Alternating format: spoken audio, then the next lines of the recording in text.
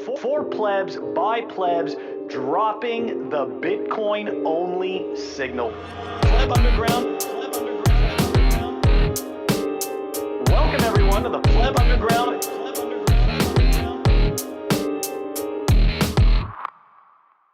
Pleb Underground, EP82, not bought by corporate, not like fake you. Sometimes creation can feel subpar, couple strokes missing, an eagle, scar, everyone shredded as if they're already brawling, yellow embedded, Don Lemon, AIDS stalling. Money flows slow from those not in society, money flows blow, a hose on their sobriety. It's all language, so with each block, that contains transactions, that's writer's block. With kosher filters, can't go ham, hock, till the hilter, but wait a second, damn, rock. Train all the time, but please have a week off. Build up your strength. Can't be weak off center, not full length. Don't look Greek. Doff off your caps. Lock up the hood. Peak. Cough.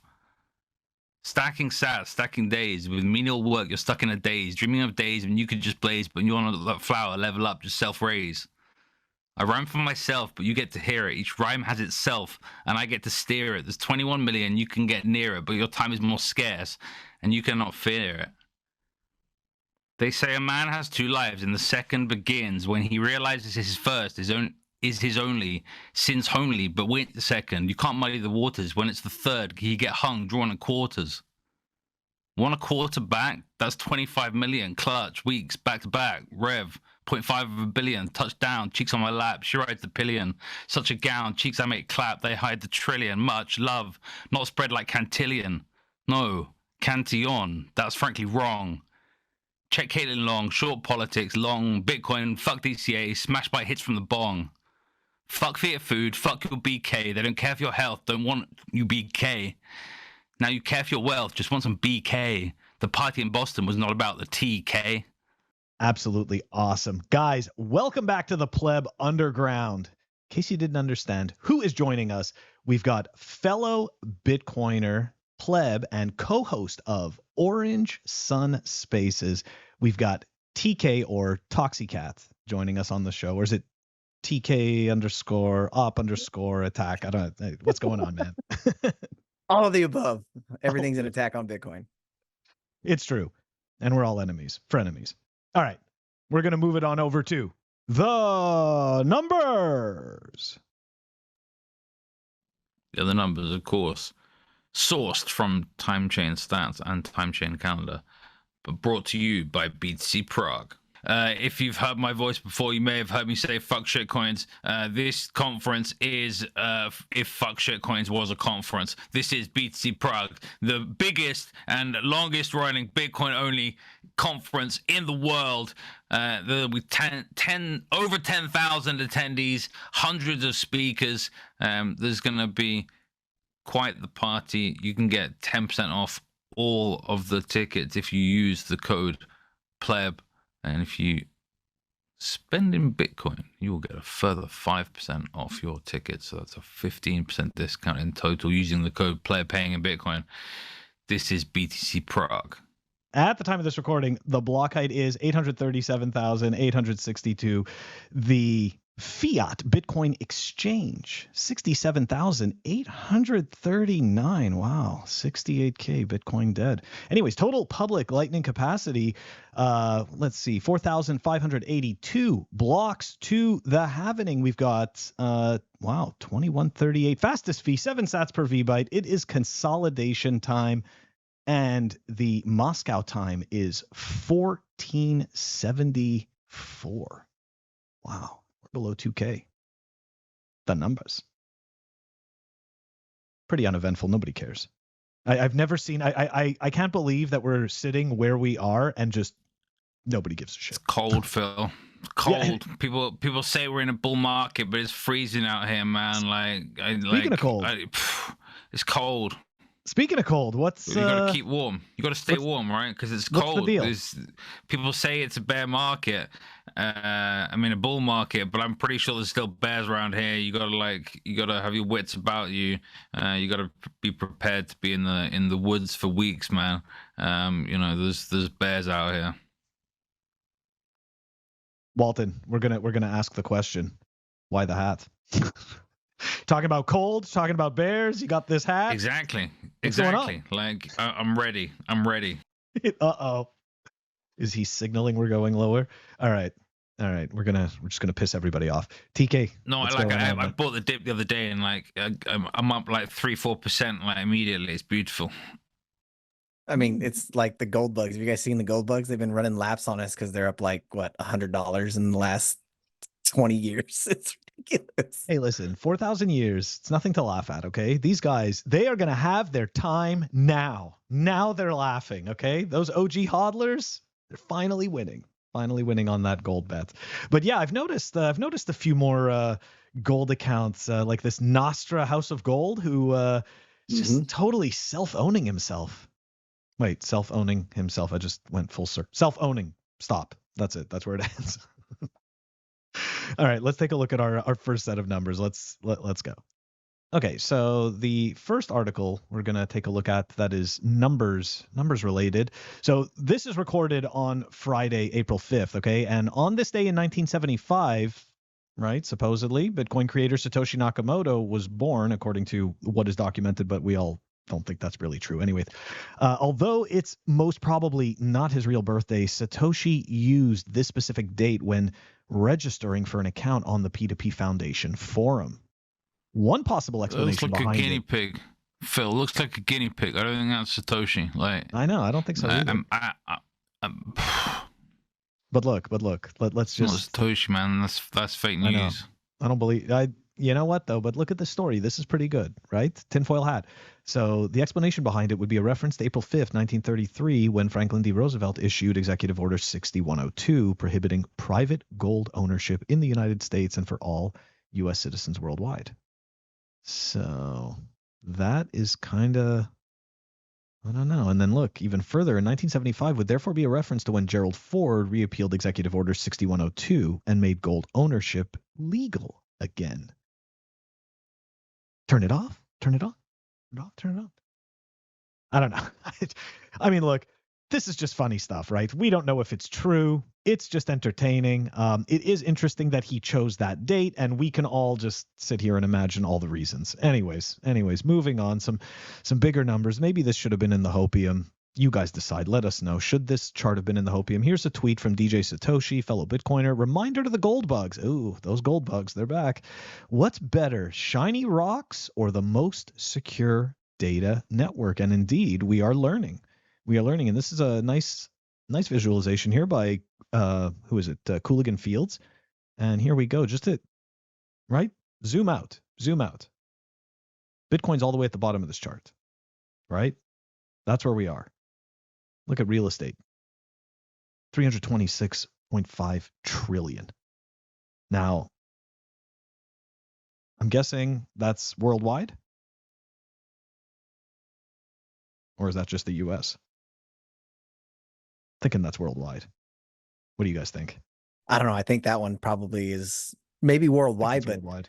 I don't know. Just in my general area here in Orange County, like I drive around and I see just empty commercial real estate after empty commercial, just buildings that were for businesses that have just shuttered and just closed, and they're just open and vacant. Old banks, old strip malls. It's out of control. It's like what bank is holding all these illiquid shitcoin real estates properties on their balance sheets that they're probably upside down in because of the increase of the interest rates? The answer is probably your mum's banks, guys. And so therefore you need to help your mum get out of the fiat system, because right now the fiat system is wronging your mum. So like, please help your mum. Otherwise the fiat world's going to keep fucking your mum. We've actually been talking about this, right? Like kind of like the next bubble to burst and like possibly the different elements, right? I do think that crypto is going to have a play in this. I think that legacy banking, specifically what BlackRock is going to bring with their tokenization. I think all of this plus commercial real estate. I think commercial real estate is going to be one of those situations where they're just going to throw that into the bubble, because let's face it, right? If you work for a company, you know that you guys aren't using as much office space as you used to. You know that office space is, if you still have it, it's empty and you're stuck paying for a lease that you're not using. So when does that lease end, right? That's the key. How many of these properties roll over? When do they roll over? This is not a real estate show. This is about Bitcoin. Moving on. Moving on, and of course, more real estate. Phil's just full of lies today. All right, so here we go at Need Creations. Can anyone explain this? That's right, guys. Again, another visual point to help you see. Look, houses are getting cheaper in terms of Bitcoin. Okay, in 2016, 664 Bitcoin, right, for a 288K house. And now take a look. Look at where we are. And this is the key, guys.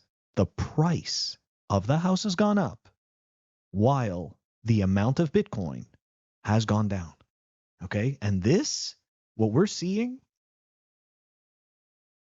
that variation, or that, I should say, that deviation, that's only going to get bigger, right? Like that all of a sudden doesn't change back, right? Like this only, I believe, gets worse. But I know it sounds all doom and gloomy.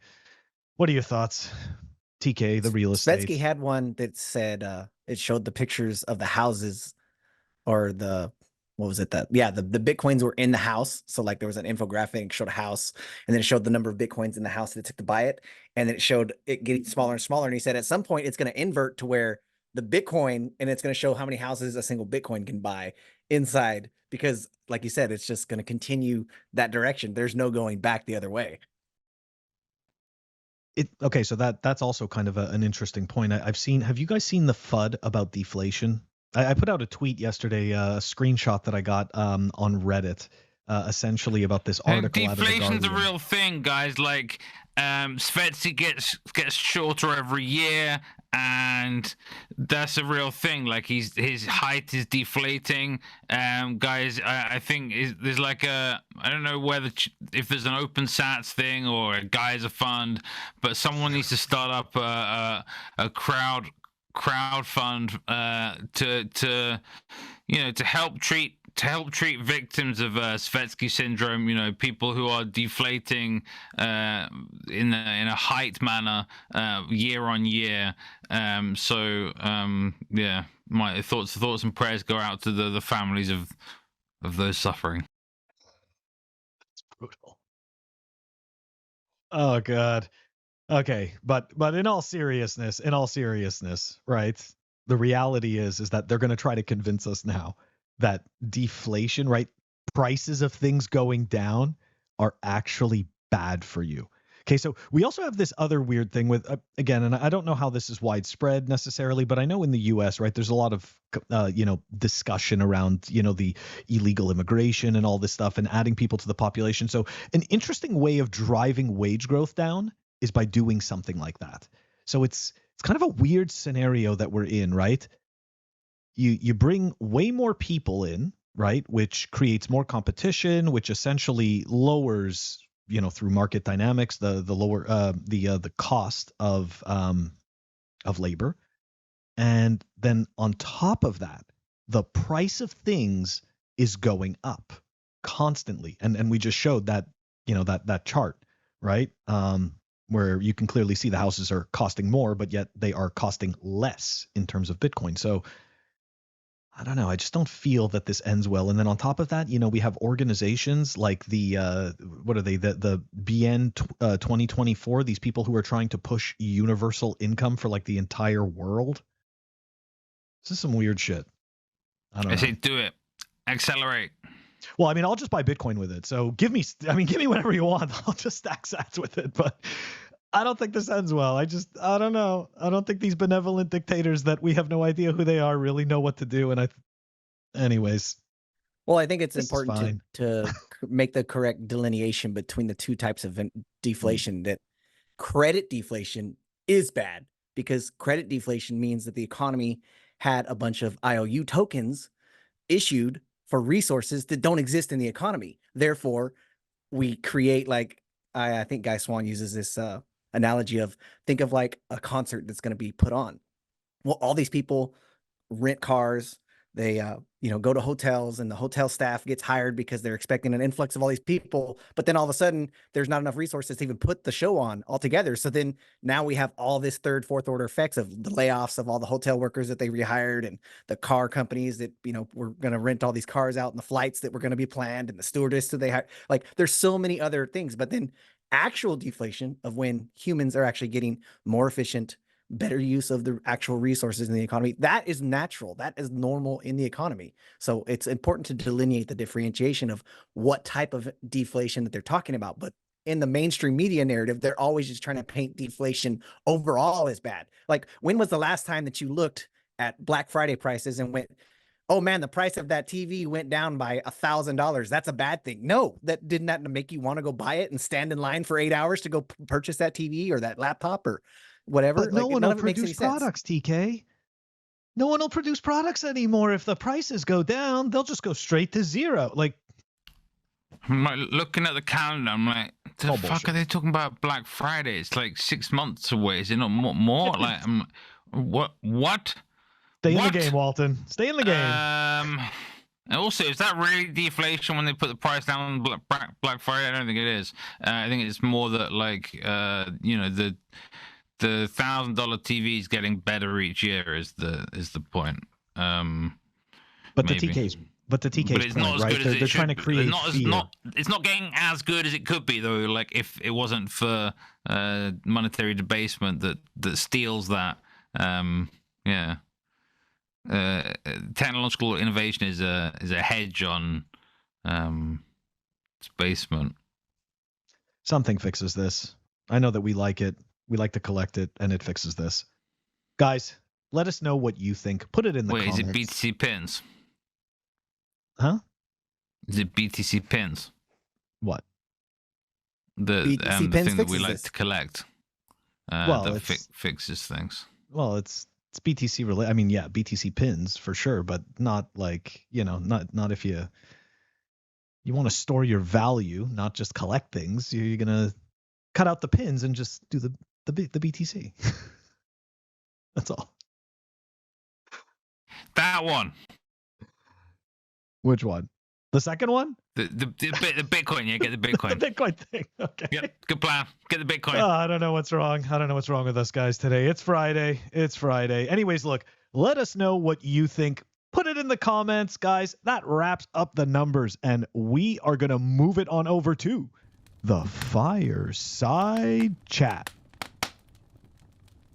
The Fireside Chat is brought to you by BTC Pins. Check them out at btcpins.com. Absolutely awesome pins. Use the code PlebUnderground for 5% off these amazing pins. Guys, check out my collection. Yeah, that's right. 5% off. Use the code PlebUnderground, btcpins.com. Welcome back, everyone. Fireside Chat. Let's do it. We've got TK, as you guys know.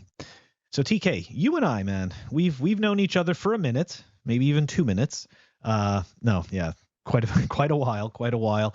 And man, you're doing some pretty cool stuff in the Bitcoin space. I gotta say, I personally have not tuned into the OrangeSun spaces, but man, what is going on with that? Why did you start it? And you know, like, let's dive into it. Well, essentially, the OrangeSun was actually created by Satoshi's journal. Jeremy, he was he was the initiator of the OrangeSun, and he ran it for about a year and a half. I think he started in like June 2021 or something like that, somewhere around there. And he ran it at nighttime, and he wanted to have a space for European, African centric individuals, because we had at that time, what was it, Cafe Bitcoin every morning for American time zones. And it's like, well, why don't we have this for, you know, the African? If we all believe that, you know, Bitcoin can help a lot of the African people, like, why is there not Twitter spaces being ran during that time zone and for that specific area? So he ran it for a while, and he actually had some work obligations that changed his schedule to where he couldn't, you know, because he's in, I think, New Mexico. So he was staying up till like 2 in the morning, 3 in the morning, running these spaces every day for almost a year and a half. And then he couldn't do it anymore. So then we had like shut it down for a little while. But I kept getting messages from other people like, hey, where's the OrangeSun? Why is the OrangeSun not on? Because, you know, not everybody tunes in every single day. So a lot of people weren't even aware that he wasn't able to do it anymore. And in that time frame, being on there every night, meeting a couple Africans, BitShack being one, and Bitcoin Ubuntu being another, I was able to connect with these guys. And I said, well, why don't we run the show ourselves and just make it just open source between the three of us. We'll all run the same account. And so that, you know, we don't always have to be online every single day, that we'll just take turns hosting it, so that kind of like how you guys do Good Morning Bitcoin, is that not, you guys all don't always run it, the same person running it every day. One person starts it one day, one person started. So we kind of rotate around just to kind of give somebody else that, you know, if you don't feel like you need to be there that day, or maybe you just want to take a break, you don't always feel like I have to do this, I have to do this. But it gave a sense of community for the African and European time zone people, to where we can always have a meeting time zone of Orange, or just news in general. That's basically what it is. We just talk about recap news, kind of like what you guys do here a little bit, but we talk about the daily news every day, Monday through Friday, 8 a.m. UTC, I think it is, or is it African? It's South African time. Yeah, 8 a.m. South African time till 10 a.m. And but we'll usually run maybe, you know, 3 hours sometimes. Sometimes we go over, but we try to keep it relatively 2 hours every day, Monday through Friday. So that would be, if you're an American, that's Sunday through Thursday, because you got to remember African time is ahead. So we run, you know, just 5 days a week. Just come and hang out, talk Bitcoin. If you have a project that's in that Africa, please DM us at OrangeSun Spaces, and we'll set up a time zone, do an interview with whatever it is you're doing. We've interviewed KG from Manchakura. We've interviewed Glenn doing his thing with Bitcoin Ubuntu. We've interviewed Bitcoin Akasi with the guys doing the Surfer Kids. We're trying to run, we're actually running, trying to help the Ugandan orphanage is actually running a geyser fund. So if you guys are looking to try to help the orphanage maintain being in business, because they're actually having problems with their governmental funding, they actually have a geyser fund page. You guys can connect with them and donate some sats to try to keep the Ugandan orphanage open. Whatever you guys feel like, even if it's $5, I mean, $5 goes a long way in American dollars over there, because obviously the currency controls and stuff. But that's not all. So I also have my own podcast, Axioms of Liberty. I basically do what Guy Swan does for Bitcoin, but I actually do it for liberty-oriented content, libertarianism type stuff. And I just basically read to you books and articles that I feel are important, and then I have a commentary at the end. And it's been going, I've been doing that for about a year now. It'll be a year in May. So I just want to back up though to the spaces that you said you're doing. So I'm very curious, because I've never I've never been in those spaces, and I'm just curious about, do you do question and answer? Because like I know that you said you do the news, but do you end up in a situation where you're doing question and answer? And what are, I'm very curious as to, like if you do that, what type of, what type of stuff do people usually, bring up in the space, in terms of Bitcoin? Because I feel like depending on where you are, you're having a different experience of Bitcoin, like, right? Like a Westerner, or just like, somebody in North America, like your stuff is all just stacking and hardware wallets and multi-sig. And, like, not to say that somebody from somewhere else isn't stacking using hardware wallets and or multi-sig, but I feel like maybe them it's more a medium of exchange. Maybe them it's some other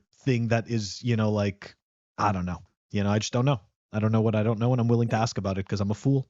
So. Well, in Africa, it's more medium of exchange for them, because they live such hand to mouth that they don't have the ability to try to save. So for them, it's their currency. And this is where like KG's Manchakura, I don't know if you guys know really that is, but Manchakura is basically the ability for people who don't have smartphones and who don't have internet to be able to send lightning sats in between phones just using the USSD function. I think it's like star 883 or 8333, and then you type in, your country's code or whatever, and you can just send lightning sats. Yes, it's a custodial service, but it still gives them the access and the ability to be able to send sats in between, and just getting them on off zero. You can do it on like a non-smartphone is the point. Like, yeah, that's the point. Yeah. The point is being able to give more individuals access to do this. Yeah, exactly. And KG's actually trying to create using a Java card. So it's like another thing you can take and overlay on your SIM card to create a custodial way of holding your sats on a non-smartphone device. It's really cool. It makes your SIM card basically a hardware wallet.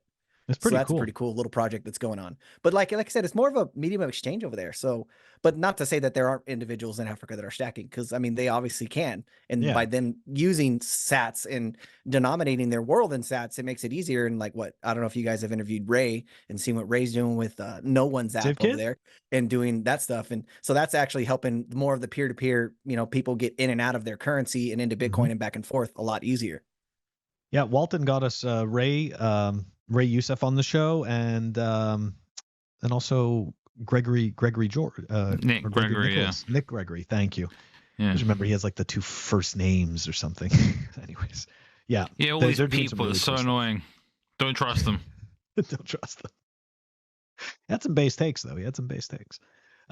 Yeah, no, that's absolutely awesome. So at this point though, you know, going back to the news, right? What is it? Something specific? The specific type of news that you're targeting? Is it just Bitcoin? Because I know for us, like in Good Morning Bitcoin, we kind of just, you know, it's like it's something Bitcoin related. Sure, we'll pull it up if it's like macro, right? Like some type of world event that, you know, you could kind of pull in. So like, what do you guys? Is that what you guys are doing? Yeah, I just kind of scroll through Twitter myself, and I find basically anything I don't just like particularly focus on Bitcoin only content, but like if I'll find a thread from like say a philosophical person or something, like I'll read it, you know, on the show, and we'll actually cover articles too. Like every once in a while, usually on my nights off when I'm not at work, because I usually host these spaces while I'm at work myself. But when I'm at home, is that we'll do education. We call that an education night or read. So that's basically where I'll just read the whole time. So we've been covering Lynn Alden's Broken Money. So I'll do 2 chapters a night when I do that. And I just read we went through all of Parker Lewis's Gradually Then Suddenly series. We've read a lot of Robert Breedlove's pieces. And now we're covering Lynn Alden's book. I think we're probably going to do Fiat Ruins Everything after we finish Lynn's book. But so, I mean, I don't just try to just do that. So if I'm at home and I'm off work and I can host a space at home, then I'll do like an educational read, because we don't want to just make Bitcoin books are a scam. Read well, better. That's why it's good that he's reading them all to everyone. Yeah, so just pirate them and that kind of thing. Like Bitcoin books are a scam. We're gonna just switch gears to the axioms of liberty. Like Safety is not even that great a writer, but at least he encourages piracy of his own books.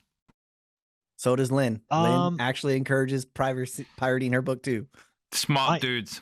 I know of a situation where somebody was advocating for free Bitcoin content, and Saifedean did not appreciate that.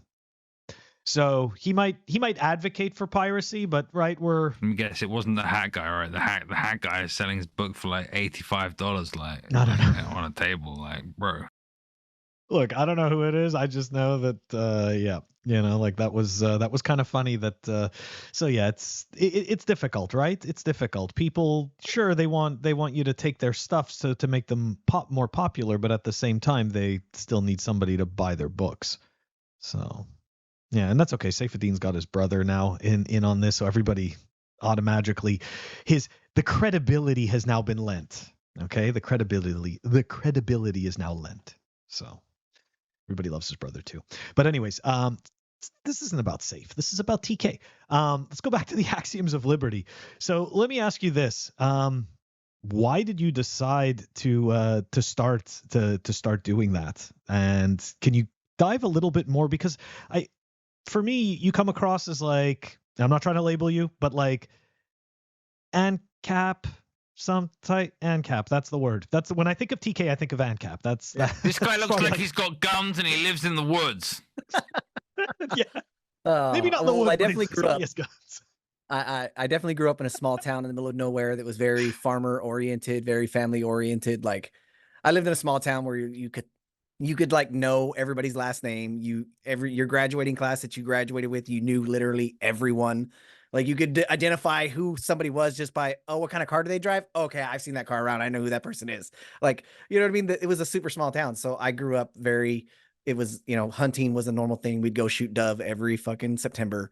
It was like normal. But anyway, that's kind of where I grew up. But I'm out in the city now in Orange County, and it's not the same. But anyway, specifically, why I started it is because one night in a Twitter Spaces, late into the night, I found myself on the opposite side of all the things, lo and behold, immigration laws. This was before the problem of the immigration that's going on now. And I was the only one besides one other individual who was defending the right of people to be able to have the freedom of movement no matter what. And I just couldn't understand how people couldn't grasp the concept of freedom is a very binary thing. It's either you have to ask somebody for permission or you are free to do what you want. And as long as you are free to do what you want, that freedom ends where somebody else's nose begins. And that's kind of the concept of what libertarianism is that you can do whatever it is you want as long as you're not either A, taking other people's stuff or hurting other people. That's it. That's all the rules are for libertarianism in a nutshell. And that's basically the easiest way to try to break it down to people to understand. And I was getting called communist by like Jane Addams and this and that. And like, oh, well, you can't let that person just come into your house. And I'm like, what?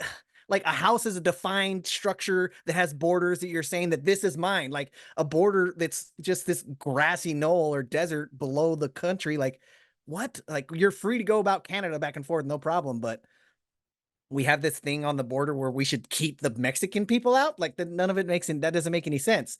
And so I thought to myself, well, what can I do to try to help more people have more access to this content? And Guy Swan was very influential in my upbringing in Bitcoin because he was able to read these articles to me so that I could digest this information passively while I'm doing other things, doing work, doing chores or whatever. Yep. So I'm like, well, why can't I do that same exact thing for libertarianism? Because I found myself in a position of like, oh, I hear all these books these people are talking about, but I never actually get around to actually reading them. I'll do that later. I'll do that later.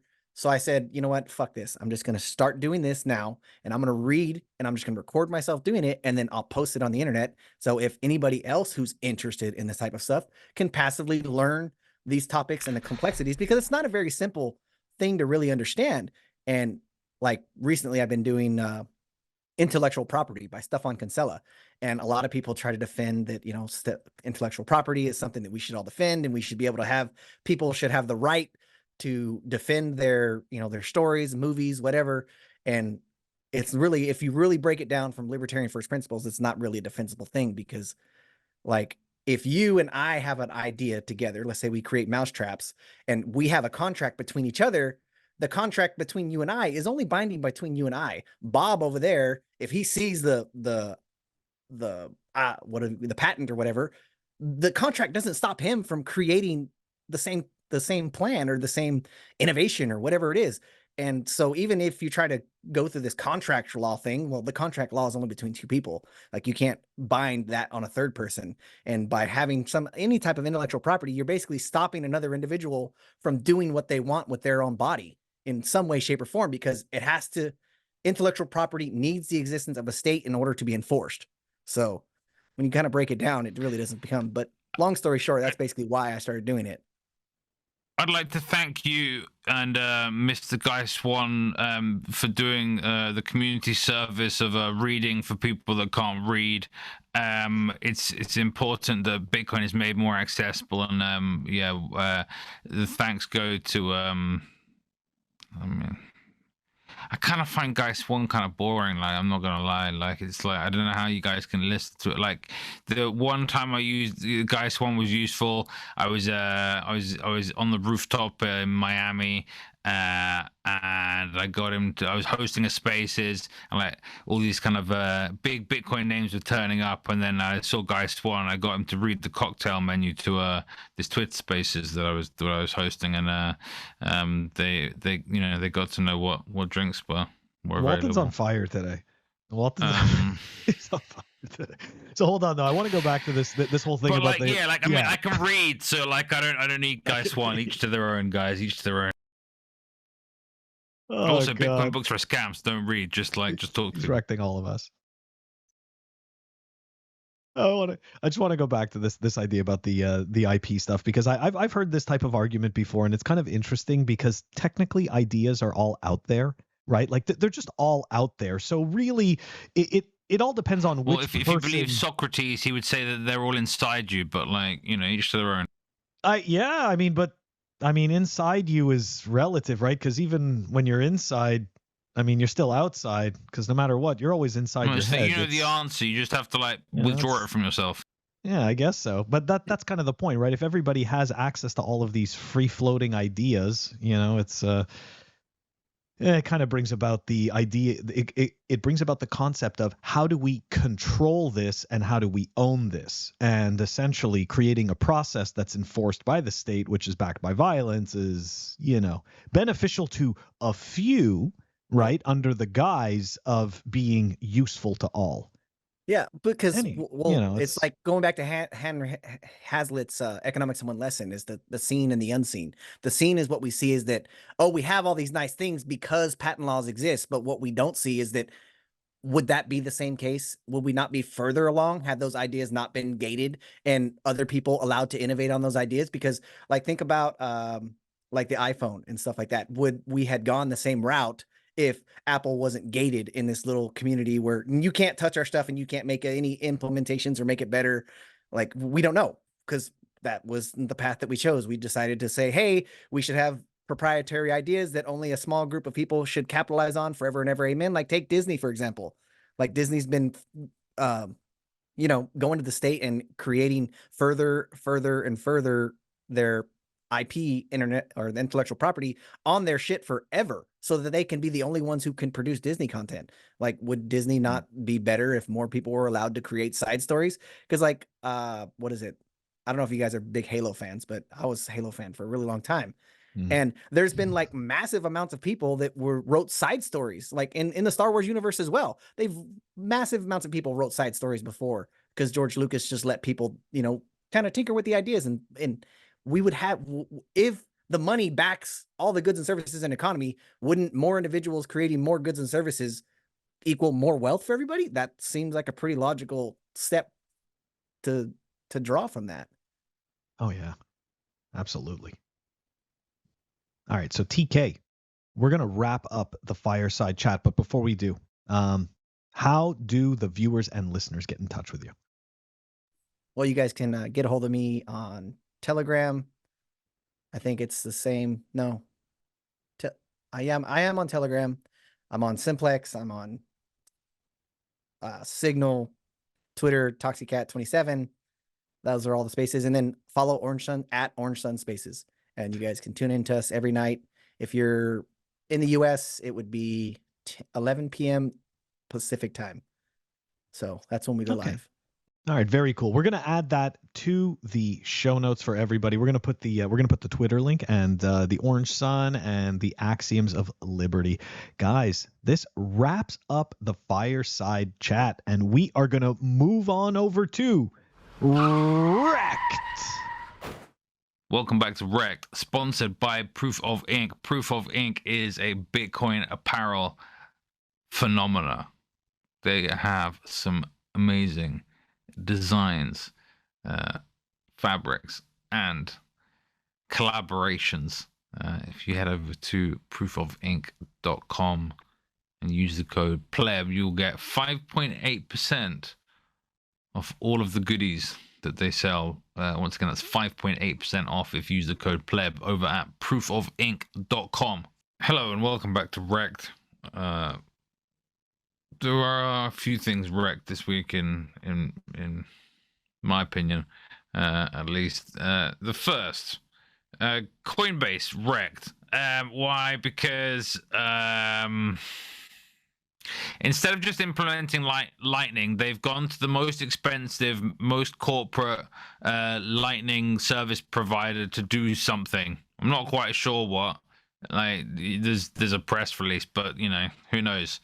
Why can't Coinbase integrate Lightning, guys? I'll let TK go first on this. It was kind of funny because I've kept Coinbase on my phone, and then every time they give free shit coins, I just go in there, do the quiz, and then I flip for Bitcoin. But I've only got like 25,000 sats, and I can't withdraw it because it's been shit. So I'm like, well, maybe one day, I hope one day they'll integrate Lightning, and I'll be able to get these sats off of Coinbase. So I seen that he did it, but it's pretty sad. Just like you said, it's the most expensive way. Like, why don't they just partner with Voltage? Like, Voltage is like literally plug and play. You just pay them a flat fee, and it's so easy. Voltage somewhere in the middle at least, like, but like Lightspark don't they have their own devs? I don't see it. It's like getting PayPal to. It's like being a bank and using PayPal. So let's just be honest, right? Like the truth of the matter is that it's going to somehow cost them more money initially to implement Lightning. And it's really a service that helps their customers like in the majority of ways. Whereas creating shitcoin vaporware with a bunch of, as you know, shitcoin vaporware fucking courses and all this stuff, that's like almost free. And it creates tons of money, and it creates volume, and it creates activity. It does all of this stuff. So really, they've never really been incentivized to put in Lightning. If you ask me, they're doing this begrudgingly, right? Like they are being pushed, right? Like they're constantly being pushed and goose step down the line. Put fucking Lightning. Come on, Brian, put Lightning. And like you could see, like Paul, like I don't even know what position he has there. Paul Agrawal dot shitcoin. Like, man, that guy just sits there and cries about Bitcoin, and all he wants to do is integrate this garbage ETH, which right now they're fighting over their monetary policy because, spoiler alert, it's changing again. So I'm sorry. Like for me, like the whole ClearSpark thing, I totally agree with you. Like it's fucking wrecked. Like that is pure wrecked. I mean, imagine paying these people, because I guarantee Brian probably pays all these employees ridiculous salaries to do the things that they do, and they can't even have the technical competence to be able to set up and run a Lightning node for his own company, that they have to outsource it to some other shitcoin fucking PayPal bullshit. It's absolutely hilarious. And if you've seen some of the technical takes that some of his people have on Twitter about Bitcoin, it's horrible. Like even the most basic pleb with on Twitter and on Twitter has more knowledge about how Bitcoin works than these people. Paul's crying about why Bitcoin isn't a security. I don't know if you saw that tweet. Walton, I know you saw that one. Which tweet? There was this tweet that Paul Agrawal or whatever his name is put out, like something he like retweeted something about Bitcoin, like, and its usage on the network, like how that's not viewed as a security or something like that. Anyways, just some ridiculous take. Okay. Well, question two. What am I talking about? Story 2, ladies and gentlemen, in a REKT this evening is what happens if you use fiat as your unit of account rather than Bitcoin? So Tim Draper, who I believe basically bought tens of thousands of Silk Road Bitcoin many years ago. Is that right, Phil? If I'm correct on my Bitcoin history. Yeah, he was he's the dude. I want to say he got it was a fair few Bitcoin, right? But anyway, he says he invested 300 Bitcoin for 4% of a startup, and they returned him 15 Bitcoin 10 years later. But in dollars, it was a 15x on his money. Now, wait a second. So he got a 20th of the Bitcoin, but he got a 15x on the money. So money is broken. Math is hard, isn't bro. it? Math is hard. Just made me think of that meme, with the kid. So you would go 300x, right? Like, I mean, this is again, this kind of goes back to prove the point of how the divergence that is happening. I mean, it's becoming clearer and clearer to see. Like Tim Draper, this is an important tweet, like this is a very important tweet. When guys like him start to recognize this, I think it gets worse. Because these guys are the big money, right? And when they start to realize that there's no or very little point in playing fiat games, what happens then? Because I mean, even that 15x on his money, like what can that 15x on your money buy now that the money that you initially spent dollar value wise could have bought back why then? do a 20th of the Bitcoin is the point. For me, this is probably the worst REKT story of the week. When I saw this, I was like, holy crap. I'm like, that is just brutal. It could have been in the numbers. But the point what's is funny is that he went 15x in fiat terms, but if he just held, he'd have gone 300x. Yeah. right? Because it's the 20th of the Bitcoin that he has. I just think it's funny how he's trying to Painful. post it like it's a dunk. Like, look what I did, guys. I'm a genius. Like, no. I think he's deliberately pointing out this point that if you you can do very well in fiat terms and still get wrecked in Bitcoin. Because most people will be happy with a 15x, right? If you had like 100 grand, you made 1.5 million. Does Bitcoin create a scenario where essentially, in order to get investments, you have to either be like a magician or innovate a 10x on everything? I don't know if you understand what I mean, but essentially what this proves is he didn't have to do shit. All he had to do, which we know, all he had to do was hold Bitcoin and he would have been just fine. He would have done better than all of this with less activity, which now means that in order to get investments, again, these people, once they realize this, now to get investments, like what is it that you have to do to get somebody that has been stacking and accumulating Bitcoin and converting their wealth primarily into Bitcoin? How do you get them to invest in you or your idea, right? You either have to be an amazing magician grifter or you just created some 10x innovation that the market cannot compete with. I really think this is going to be interesting. I think Bitcoin changes how things how things come into existence. You know, I think it's going to change innovation. And there's like people like Dave Portnoy. You see him, he was crying the other day that, oh, everybody that just sat around and smoked weed and did nothing. I have no respect for those guys. But like when you really break it down, like sitting on your hands and doing nothing, that is absolutely the hardest single thing that you can do in Bitcoin. It's just don't do nothing. Don't fucking sell. Don't do what people think that, oh, I have to do something because they can intervene why they intervene is because they can. And if they can't intervene, they were actually better off if they couldn't. And I don't know, it's just seeing the Dave Portnoy cry because he's a fucking idiot, doesn't know how to not hit the sell button at 20K. It's absolutely hilarious. You know, the brainwashing where we believe that we constantly have to be doing something in order to be successful, right? Like if you're somebody who is not sitting there, you know, working 20 hours a day, you're just not going to make it. This serves a very small group of people very well, and it serves the individual very poorly. So again, it's just the brainwashing. Dave Portnoy, I sometimes think is a plant. I don't mean a physical, like vegetable plant. I mean a plant. I think he's fake. I don't know if I've gone back and forth on this. He looks more seed oil based than plant based. Yeah. He does. Okay, sorry, Walton. Sorry, I know you have another. I think you have another story. No, that's about it. Go. Like, okay, all right. So for the third story in REKT this week, basically what happened is I'll show you. In fact, we'll go step by step. I thought, hey, how do I want to find out like who got REKT this week? All right, let's open up David Bailey's profile and just scroll and just I'll find something like he's gonna come into a space and yell at us. All right, I went okay, like something about like I don't know, just nonsense, whatever. All right. Oh, this is a good one. All right, so oh God. I found someone on David's profile more REKT than David, so that's a good place apparently to find someone who's REKT. And who am I talking about? I'm talking about Phil Gibson, or like Romanian Phil Gibson or something like this. And did a podcast with the big blocker Roger Ver.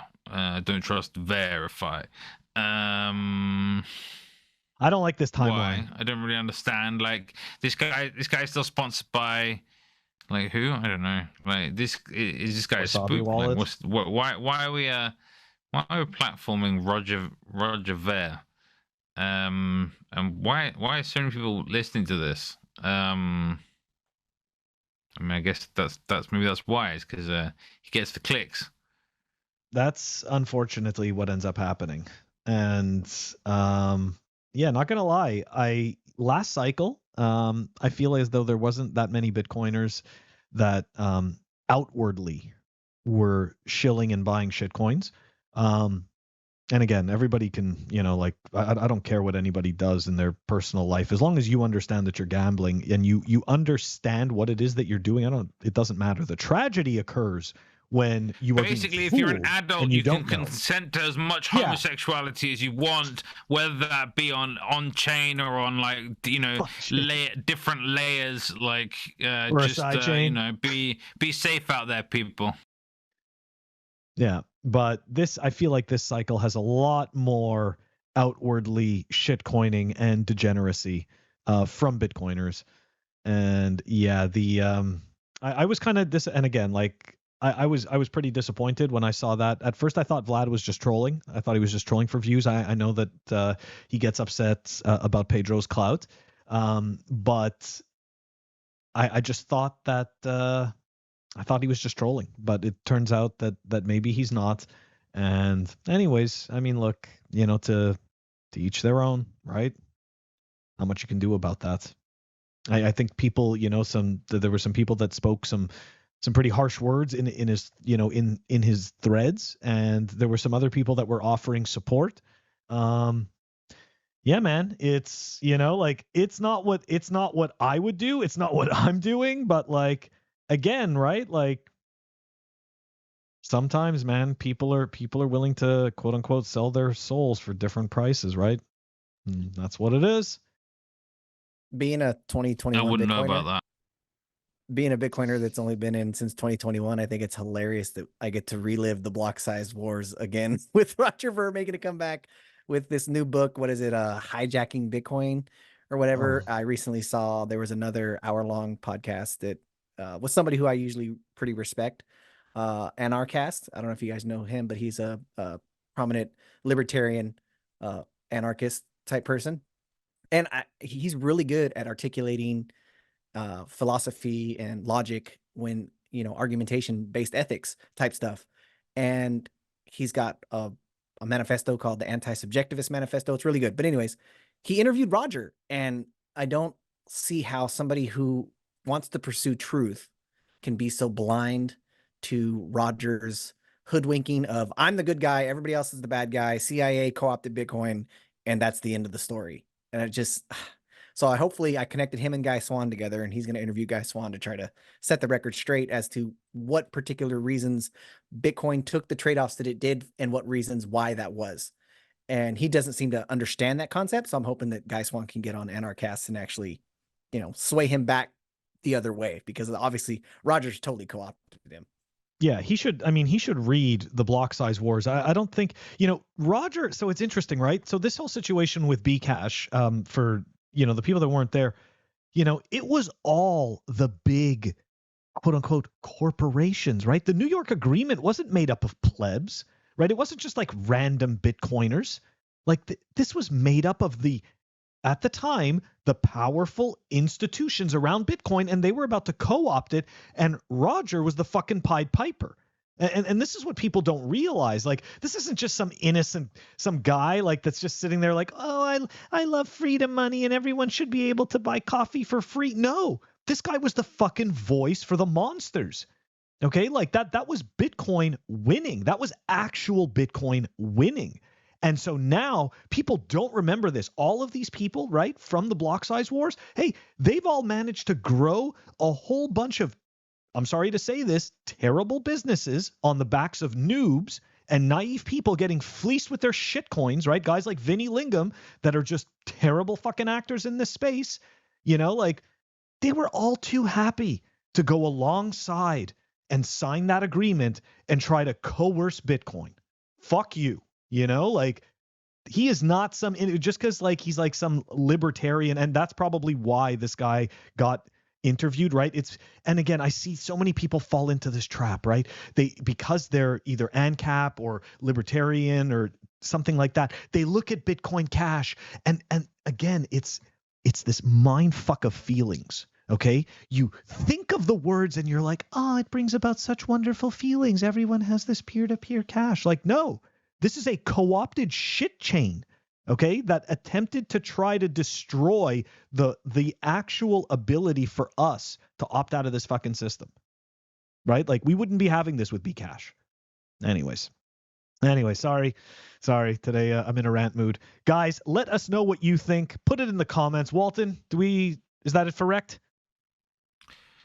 I think if you can get Phil to like just swear in the middle or something, like cuss in the middle, like he sounds kind of important. Like I was like half not paying attention at that point, and then Phil's like, "Fuck this," and I'm like, "Wait, what? Something got Phil mad? Like I should pay attention right now. This is important." Super important. You get the Canadian mad. Yeah, it's like, how do you get the Canadians mad? All right, guys. Oh, what's up, Walton? Fuck shit coins. Yeah. That's right. Fuck shit coins. All right. So up next. All right, guys. Up next, we've got the Hopium. The Hopium. Hopium is brought to you by CypherSafe. Check them out at cyphersafe.io if you appreciate fine craftsmanship and enjoy pet rock collectibles. Check out the Bitcoin Relo Triangle, 16 ounces of solid titanium made by a fellow Bitcoiner. Check them out at cyphersafe.io. All right, guys, for the Hopium, let's dive into it. Here we go. We got a tweet from Bitcoin Magazine. Breaking: Kingdom of Bhutan to increase mining capacity 6x ahead of the Bitcoin halving to 600 megawatts. Nation state FOMO is setting in. Okay, and this one actually does have a source. Okay, so that's pretty good. Wait, to how many megawatts? 600. 600. Yeah, okay. Yeah, I mean, look, there's some like West Texas mining farms like individually that have that sort of numbers, if not bigger. I think and this is why it's Hopium, right? Because it's the Kingdom of Bhutan, right? So essentially, it's the idea of the nation state, Bhutan, right? these nuts. Thank God we're not a also family show, Walton. The Ethiopian government too doing their mining as well. So it's like more nation states are starting to pay attention, and hey, maybe we should get some hashing going. You'll notice the nation states aren't buying Bitcoin; they're mining Bitcoin, or in the case of the United States, they're stealing their Bitcoin. I mean, no, of course, stopping criminals, stopping asset criminals. forfeiture. Yes, civil asset forfeiture, Confiscating these nuts. Yeah, pretty much. That's it. The U.S. government, and here we go. Tweet from Cynthia Lummis or Loomis. I think Loomis would just be one M. It doesn't matter. The U.S. government is currently the largest nation state hodler of Bitcoin. No, nation state thief of Bitcoin. We are about to forfeit our lead to China should the U.S. government hodl. Yeah, I mean, I would hodl my stolen Bitcoin too, right? Like if I got to go and steal, that much Bitcoin, I'd be hodling it too. I wouldn't be selling it. But guess what? When you're a government that prints their own money, right, and they think that they're all powerful and omnipresent, you don't give a shit. I know that we care about Bitcoin, but I mean, just to be clear, the government don't directly print the money. The central bank do, but they get told to, basically, blah blah blah, etc. Phil doesn't actually think that. He's just, but essentially bonds, that's the point. Yes. That's the point. It's all bullshit. It's all bullshit. That's what happens. But this is it. Like they don't care. Like I think we don't appreciate that they care less about Bitcoin than we think. Okay. So yeah, I think they should hodl it. They're just gonna sell it. Hopium. It's just whatever. Yeah, they're not gonna hang on to it. They're gonna get rid of it. Fuck them. Let them. Of course. That's better distribution for everyone else. Pick up the cheap sats while you can, guys. Anything under 70K is a steal. If the business of government was a publicly traded corporation, they would be completely bankrupt. Nobody would actually buy their shares. I'm sorry? Missing the point. Re-elections 4 years or less. Bitcoin over that time period sucks. So exactly, right? That's literally engineered. I think people think, oh, why is the timing of Bitcoin such that it is? I think you have to have incentives of Bitcoin that mean the politicians don't want to touch it. And I think, the fact that it is so liquid means that over, I think, short periods, you have more volatility, and therefore politicians are scared of it. So instead of holding it for the long term, hodling it for the country, they're gonna sell it because they can pay for some bullshit. Yeah, I agree. And they're a club that spends money on bullshit. That's right, they are, and none of us are in that club. It's a big club. All right, last Hopium thing, and then we chatted up about this. All right, so this one's from Bitcoin Archive. Look, I hate this type of stuff, and this is why I'm showing it. Anyways, big banks are reaching out to Bitcoin miners directly to buy Bitcoin because of supply shortages on exchanges. CEO of HUD-8 Mining. Okay, so again, right? I actually think that's bullshit. I don't think that it's true that that's actually happening. I'd love to believe, I was talking about this with ToxiKat before the show started, I'd love to believe this type of hopium, right? Because it sounds great and, NGU, but I just think it's total nonsense because there is liquidity on the exchanges. There's still, at least, if I'm not mistaken, at least 1 million Bitcoin on exchanges. Like 1.5 or 1.3 million. So, like that, so you're going to tell me, like, all of a sudden, okay, so there's not enough liquidity on the exchanges. ETFs are buying hundreds of thousands of Bitcoin, but yet 1 million isn't enough. Like, I'm sorry, like, these stories don't make sense to me. And this is why I think they're hopium. I get it. They make people feel good, but like, if feeling good has brought us to this place in reality where we live derivative lives of the lives we should have, maybe we should stop always trying to feel good. Maybe it's bullshit, and maybe it's kind of how we're being manipulated. Anyways, I saw a post the other day that really made me think, and it said that Bitcoin can never be illiquid because every Bitcoin has a price in which it will move to the market to be sold at some point. Every Bitcoiner has a price in which that Bitcoin is going to come out of cold storage and get moved to either an exchange or even just another wallet, pleb to pleb, peer sharing. Like, everyone's got an exchange rate in which they're going to, move that Bitcoin. So really this whole terminology of, oh, the market's illiquid is just, like you said, hopium bullshit. Yeah. I like that, by the way. I like that, it's not I don't know if it's a tweet that you read or something, but I like that, Bitcoin will never be illiquid. And it is true because there's always an exchange rate. There's always. It's the most liquid asset in the world. It is.